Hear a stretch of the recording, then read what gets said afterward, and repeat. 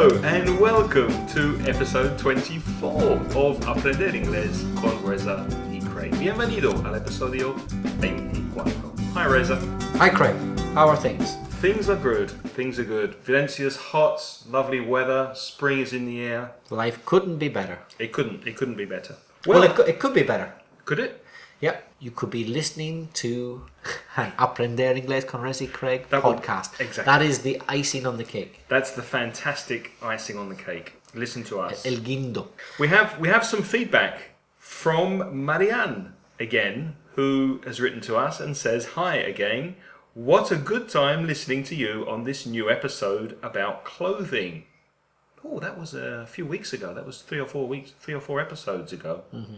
I'm lucky for my discovery. It's you. Thank you, Marianne. It's always nice to hear from you and to get your comments. There's also a comment from Yolanda Martinez, who says, "I'm very glad to know your fantastic web. I'm improving really fast my terrible listening." Here, the both of you. I think we should help Yolanda a little bit with her English here. Yolanda says, "I'm improving really fast my terrible listening." Word order, Reza? I'm improving my terrible listening really fast. Yeah. The adverbio should be at the end. It's also a common mistake with I like very well or I like very much. Yeah.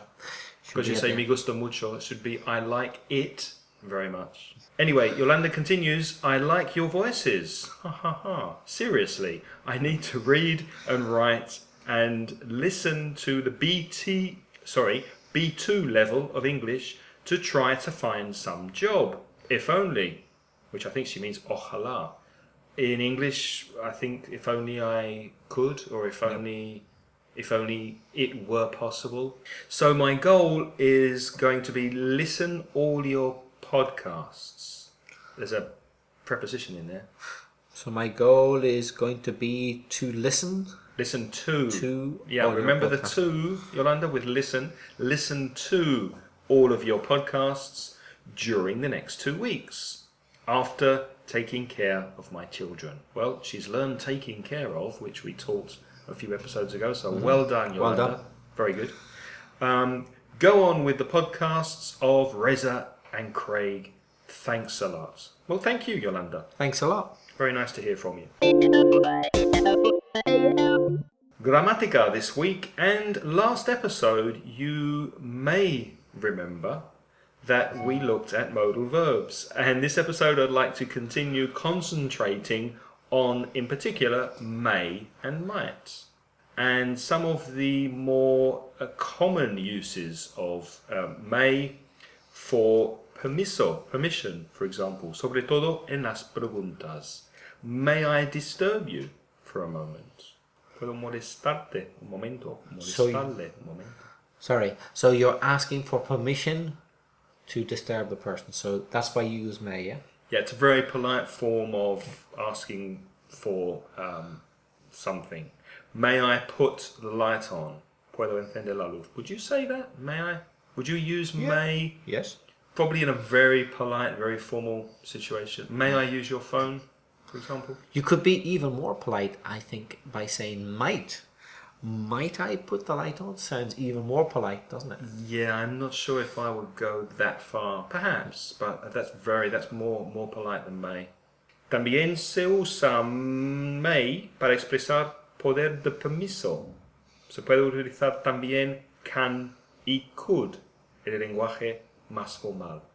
And may not puede usarse para denegar permiso y para prohibir en el estilo formal.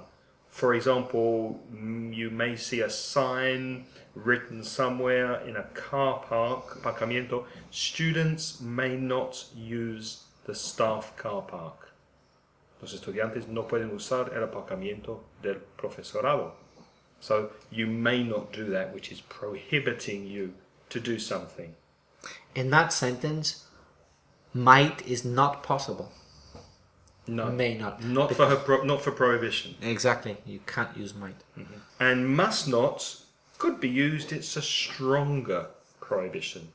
Mm-hmm. Más fuerte y más enfático que may not. So students must not use the staff car park. Or you could also say students cannot use. Cannot can be also for prohibition, can't it? Yeah, for prohibition and falta de habilidad. Yeah, but in this case it's prohibition. Prohibition. Could not is not possible here. And you could use may for possibility, posibilidad. For example, I may go to Disneyland this year. I hope you do, Craig. To see Mickey. I would like you to see your dream come true. You may be right. Puede que tengas razón. That's subjuntivo, isn't it, in Spanish? Puede que tengas razón. You may be right. Translates to subjuntivo. You may even get Mickey's signature. I may. You may. Yeah. Or you might, and it's the same. I might get Donald's as well. Quack quack. Okay.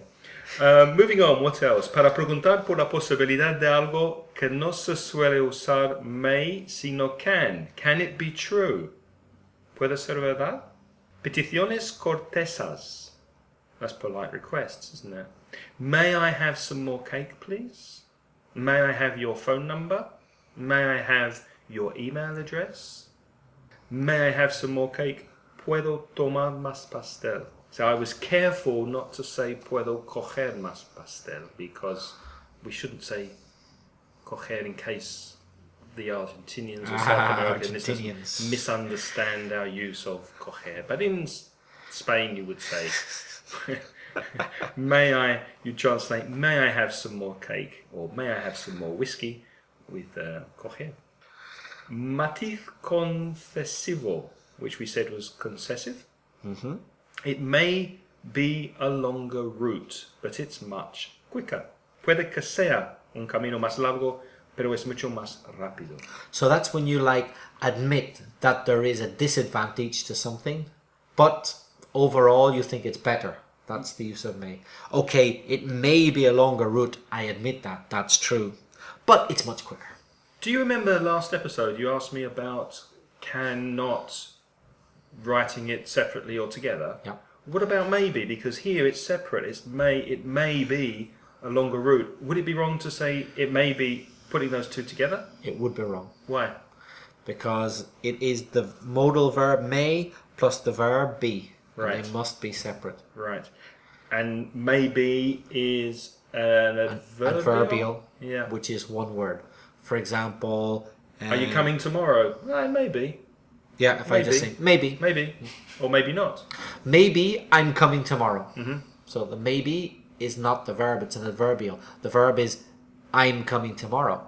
Maybe at the beginning is adverbial and it's one word. Maybe I'm coming tomorrow. That's a good point. So here, speaking about modal verbs separately, may is the modal verb and be is the verb to be. That's right. Might. Let's move on to speak about might with possibility, posibilidad. For example, I may go to Barcelona tomorrow. You can also say I might go to Barcelona tomorrow. I might go to Barcelona. It's the same meaning, isn't it? Yeah. There's no difference. Tal vez una posibilidad de 50%. I may go, I might go. I don't think there's a difference in possibility with may and might. No, it's the same. It's the same. For that. Yeah. And also with permiso or peticiones cortesas, for example, might I open this bottle of wine? You can also say may. May I? Might I? As we said earlier, before, might, even more polite. More polite. Podría abrir esta botella de vino. Absolutely. Another example with might, it might be a longer route, but the same as may before. Yeah. And another use of might with indirect speech, estilo indirecto, reported speech. So, may I sit down? She asked. When you report that, she asked if she might sit down. We spoke about this, didn't we, when we spoke about reported speech? The changes in verb tense, the changes in the modal verb, can changes to could, may changes to might, etc. So may changes to might. That's strange because, as we've just said, listeners, sometimes may means the same as might. Exactly the same. May I help you? Might I help you? May I go to the toilet, please? Might I go to the toilet, please? It may rain tomorrow. It might rain tomorrow. However, In reported speech, when you report may in the past, you must change it to might. They are not interchangeable.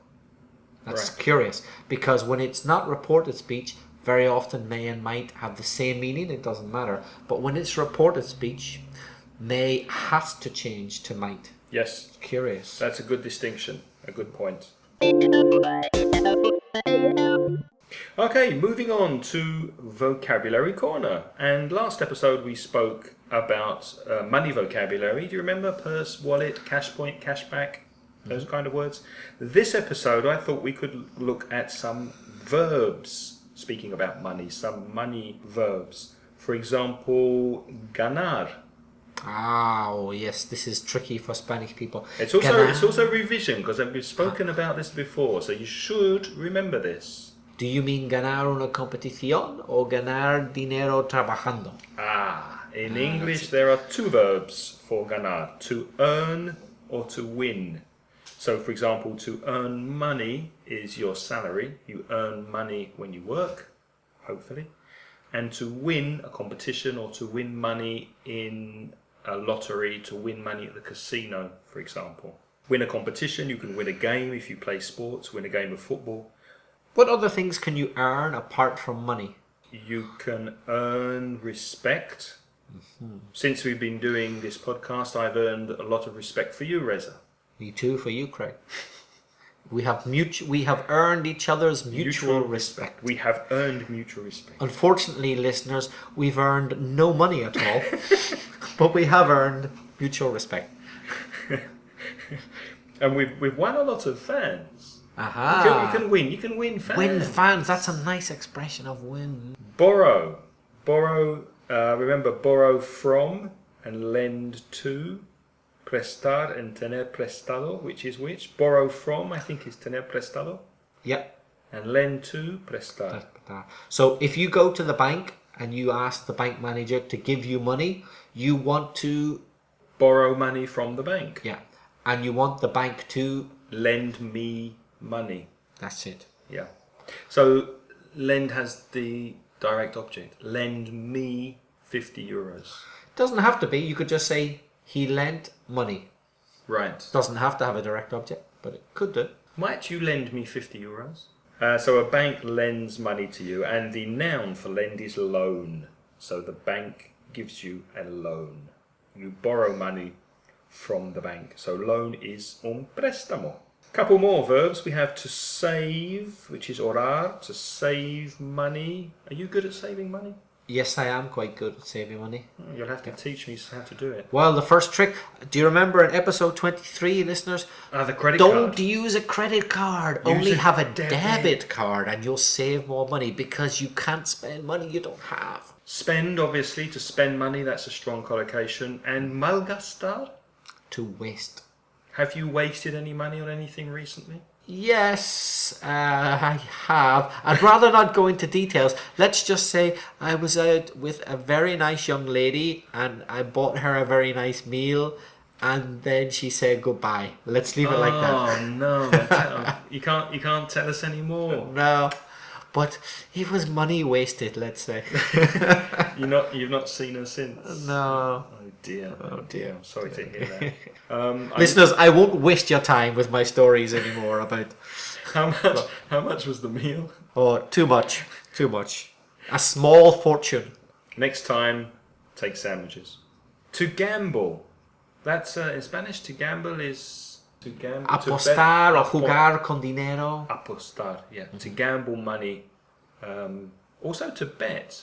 That's also apostar. Apostar. You bet. At the casino, you gamble at the casino, but you bet on something. You bet on horses, which is very, very common, listeners, in Britain and Ireland, and also in the United States.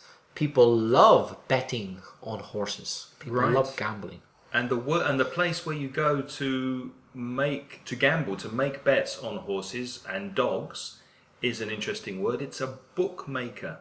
A bookmaker. You go to the bookmakers to gamble, to place your bets. They take your bet. They don't make books. No. It's a strange word. They don't make books. They take your money and you usually lose it.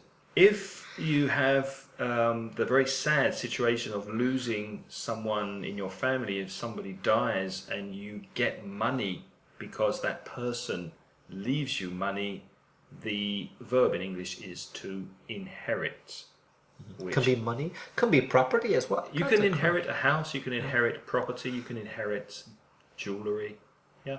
And obviously when you have extra money, it's probably a good idea to invest your money.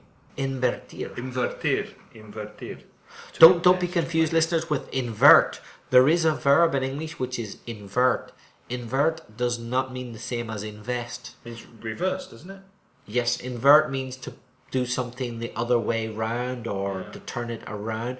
But to invest means specifically to spend money on a project. They're not the same meaning in English. So those are our verbs, our money verbs this week: to save, to spend, to waste, to gamble, to inherit, and to invest your money. More next week. Craig, are there any songs about money you like, just before we leave the topic? Well, when I teach money vocabulary, I like to put Money, Money, Money by ABBA. Me too. I knew you'd say that. Me too. I love it. If I Were a Rich Man. Fiddler on the Roof. Fiddler on the Roof, which is good for conditional sentences. If I were, I would. If I were a rich man. And money, money, money must be funny In a rich man's world. Great lyrics, great lyrics. And there's also, I can't remember the singer, but there's, I think the Beatles wrote this song, Money. Don't know that one. There's also I want money. Oh, I don't know that. I want money. Aha. That's what I want. Okay, maybe people. You can Google it. You can find it on the internet. There's a song I really like, but it's kind of hard to sing. That famous Pink Floyd one. Yeah, Money. Doom, doom, doom, doom. I told you it was hard to sing. Pink Floyd, Money. That's a great song. Yeah, fantastic instrumental at the beginning of that. Yeah, it's a crime. Moving on, we would like to speak a little about some self-study books if you are taking an exam or thinking of taking an exam for Cambridge, for example.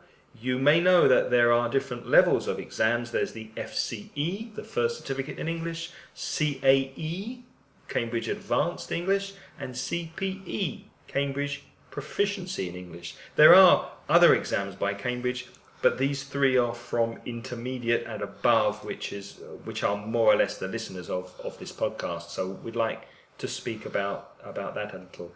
So how can our listeners practice for these exams, Reza, by themselves at home, alone, with no class and no teacher? Are there any particular books that you would recommend they use? Yes, if you're interested in doing the Cambridge First Certificate in English exam, you could use one of their exam practice books. Mm-hmm. There are various books. The most recent edition would be Cambridge English First, number 5. So it's a self-study exam practice book. Basically, it's a book with past exam papers with answers. And they tend, sorry to interrupt you, they tend to be closer to the level of the exam than some textbook exercises. In my experience, the listenings, for example, are, particularly the listenings of the readings, are at a closer level to the exam. Sometimes textbooks can be a bit too easy for the real exam. Yeah. No, these should be, from the Cambridge series, are authentic exam material, Right. because it's published by Cambridge, who are the people who publish the real exam. Mm-hmm. So you can't get anything more realistic than that. And make sure, listeners, if you buy this book, make sure you buy the student's book with answers so that you can check the answers yourselves, because some have an answer key and some do not. So make sure you get the book with answers. And if you are not attending class, if you're studying at home, you should get the audio CDs so that you can do the listening practice as well. And this book and the other books we're going to speak about, you can find links to the Amazon website on inglespodcast.com. And if you buy the book through our website, the price is exactly the same as Amazon, but we get a small commission from Amazon for you buying it through us. Money, money, money. Money, money, Must money. be fun.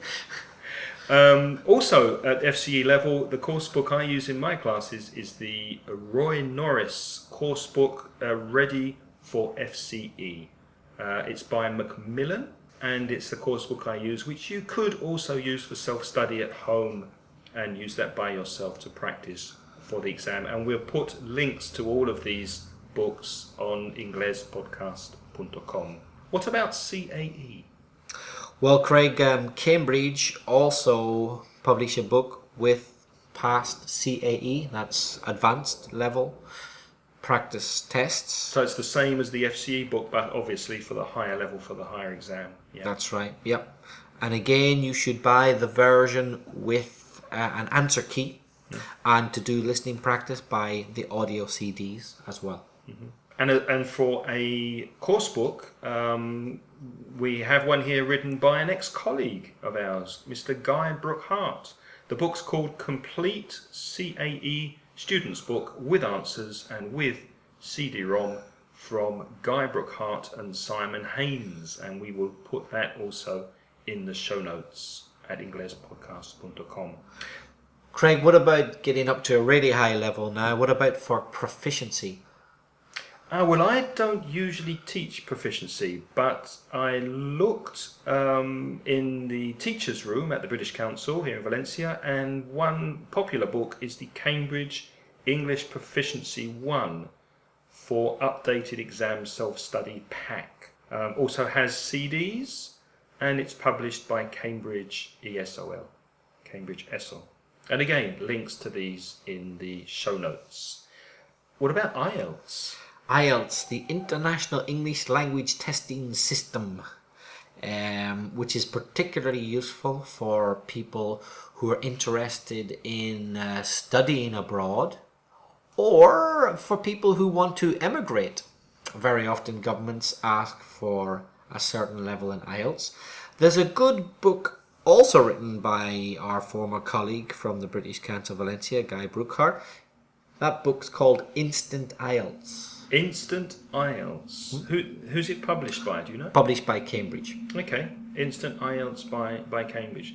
And does that have CDs as well? Or yes, I can't remember how many, but it comes with CDs, and you can get a version which has answers. Right. Or an answer key. For all of these exams, the only part of the exam that's difficult to practice and for is the speaking, obviously. Yeah. So we do, I think you'll agree, Reza, we do recommend that if you can, you should go and take a class, a preparation class for these exams at a good language school or academy, and that way you're getting personal attention from the teacher and you're practicing your speaking. Yeah. Although one thing you can do, which is not as good as speaking, but on internet, on YouTube, if you just put in first certificate or advanced or proficiency or IELTS or whatever the exam is, speaking exam, you will see downloads of official exam speaking exam tests. That's a good way to have an idea. See what the exam requires you to do. It's a good idea to check that out, to have a look at these videos to see what to expect so you're not surprised on the day. And if you want to practice your speaking, you could record your voice and send us a message by email. Record your voice using a microphone into your computer, save it as an MP3 file, and make a comment, ask us a question, and send it to craig@inglespodcast.com or to Reza at belfastreza@gmail.com. You can also contact us through the website at inglespodcast.com. Puedes darnos estrellas y una corta reseña en iTunes. Thank you very much for listening to this podcast, and we'll see you next time. Bye bye. Bye bye. Y también quiero decir que la música en este podcast es by Pits. La pista es See You Later, and it's licensed by Creative Commons under a by NC license at ccmixter.org.